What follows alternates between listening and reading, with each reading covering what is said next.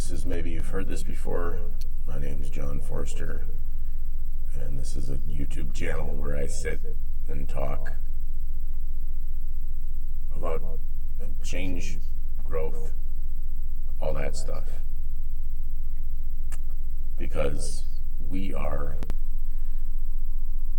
only capable of changing ourselves. And I think I probably say this every time, but I'm going to keep saying it. But we go through life trying to change how everybody views the situation that we are involved in. We project on the situation, we look at the situation and we go, well, this is going to be this way, and then it's that way because we don't know how to change our mind. We don't know how to look at something and be like, oh, this will be fine. It's going to be what it is. And that's where I am. That's where we are. I'm there.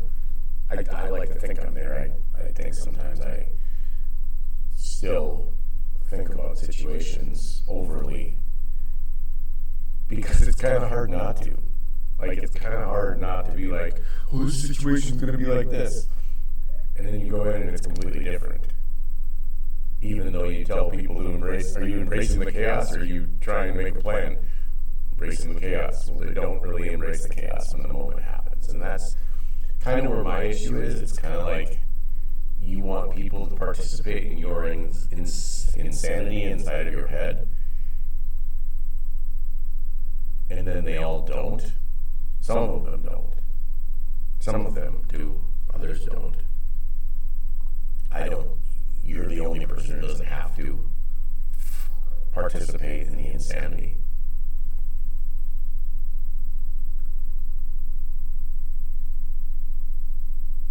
That is somebody else's mental breakdown.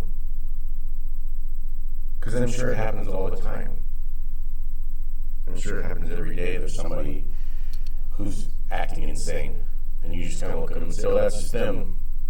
But it's not okay. You don't have to continue to let somebody be insane. You can have boundaries. Boundaries are these wonderful tools where you say no because it's going to affect your life, because it's going to have a negative impact on you. And then you go out and you do what you want, and that'll be perfect. But I'm actually going to talk about anger today and how we use it to justify our position. You're going to listen to what I have to say. I don't know how many people's dads have yelled at them in anger because they were mad about something else. That's my favorite line, is that's about them, not about you. You have a choice how you react. And it's really hard when you're 8 and your dad's fucking screaming at you about, I don't even fucking know. Coffee spilled, there being no toilet paper. I don't even know what your dad would scream at you about. Most of the time, that's because they're scared little children. Moms and dads are scared little children taking their anger out on everyone around them. Because they have not learned that they were not the problem, and they're continuing the generational abuse. And they're continuing to treat you like crap because that's how they were treated, and it's fine. And it's not okay. There's enough brain science and meditation and brain research to look at something and be like, oh, well, this is why this happens, or oh, this is why this happens, or oh, I understand why my dad was so angry, and I understand why he couldn't change, and I understand why I need to forgive myself first, and I understand all this crap. But you can live in the dark. It's up to you. That's the other beautiful thing about this. You're only capable of change if you want to. If you keep saying and living in a victim mentality, yeah, but I like being depressed. Yeah, but this, yeah, but that, yeah, but do. There you go, right? You can continue to spiral into two types of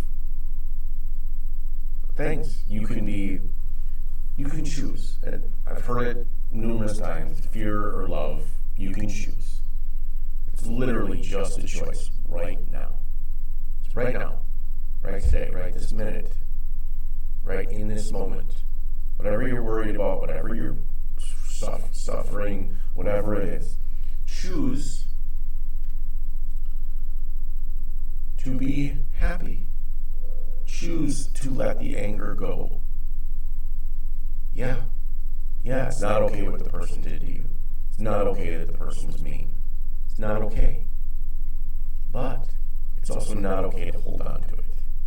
It's not okay to hold on to all that anger and then unleash it on people who have simple questions for you, or who don't understand where you're coming from, or are fucking 7, or 10, or 12, or 15.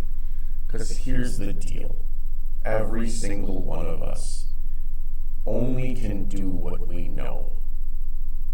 We can only do what we know. So if we try to do what we don't know, we're not going to be good at it for a while. We're not going to be great. And that's okay. That's the point of living as a human, is to deal with your triggers, go through your growth, realize that you are a better person, and then love yourself. And that's all you can do. That's all you can do. We get so hard on ourselves, and we get so down, and we get so angry, and we get so upset, and we get into this spiral, into these levels of insanity.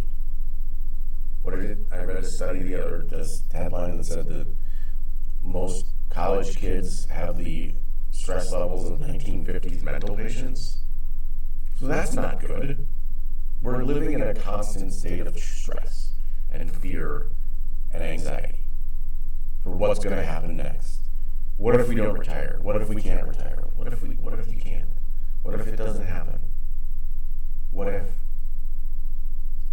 nothing you're worrying about is going to come true? It's a fact. 1 out of 30 things you worry about come true. And most of the time they come true in ways that were better than you worried. We have a worrying machine and anxiety creating device on top of our heads that we have given full access to because that's what we were taught. We were taught that it's better to scream at somebody than it is to stop and ask them where they're coming from. We have been taught that it's better to make somebody feel guilty for their feelings or that they can't make us happy than to try to say, well, where are you? Where are you coming from today? And that's what this has become, is me trying to meet people where they are. And sometimes it's really hard, because sometimes people suck. Because sometimes people are just fucking insane and they're assholes. But those are the things that you have to deal with inside of yourself. Because nobody else is going to change their behavior. Nobody else is going to be like, oh, well, I'll change for you. They're going to keep being an asshole. You just have to learn how to deal with it. And there's ways. Identifying your triggers, realizing that you aren't the problem, becoming happy and fulfilled, not waiting for events to make you happy, living in the moment, not stressing over things that are out of your control, not trying to make everything, to micromanage everything, to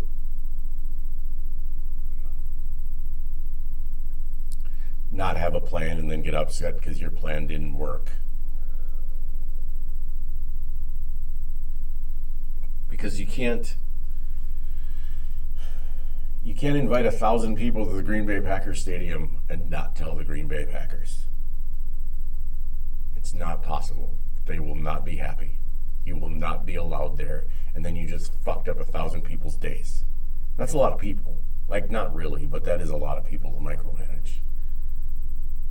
I mean, anyway, all right. Back to anger, and back to, it's not helpful.